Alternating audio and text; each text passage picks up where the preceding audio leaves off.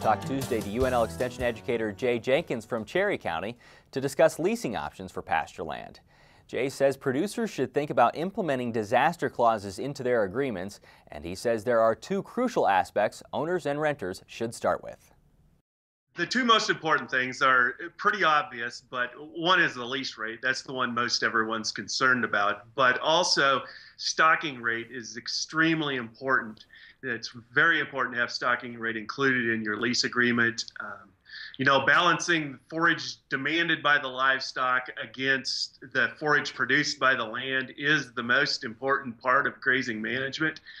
And too much grazing pressure leads to long-term decline of rangeland productivity and just overall damage to rangeland health. And so it's important that those two be matched. And who decides that, Jay? I mean, is that the owner's decision? Is it the renter's decision? Do they decide together on when you're looking at the grazing or the stocking rate? It usually depends on the skill and experience of the landowner. Often it would be the landowner who decides that.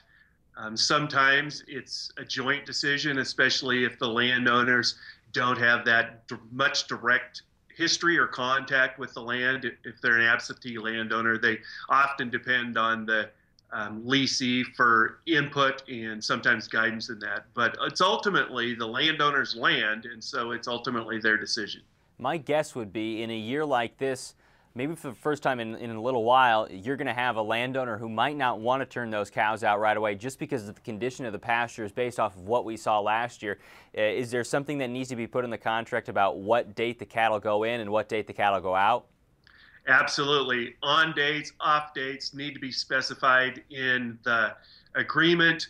It's important that the landowner be direct about how they communicate those stocking rates. There's lots of different ways that people talk about stocking rate, and sometimes the words that I use might be the same words that you use, but we might have slightly different definitions of those. So it's important that stocking rate not just be talked about in the lease agreement, but it also be defined in the lease agreement. One thing you're also talking about this year is a disaster clause. What is the disaster clause and why would it be important to put it in the lease?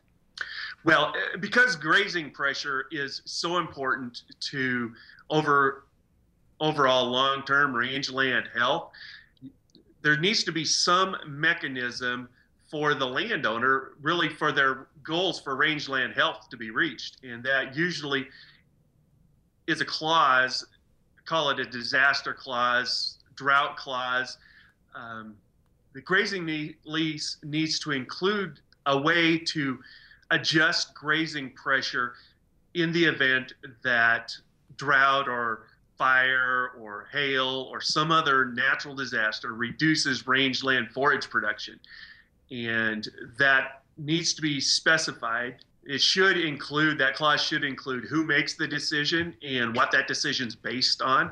If it's going to be forage residual remaining in the pasture, which is really what it usually is based on, then that needs to be specified in the clause. And the clause should also say who's going to make the decision.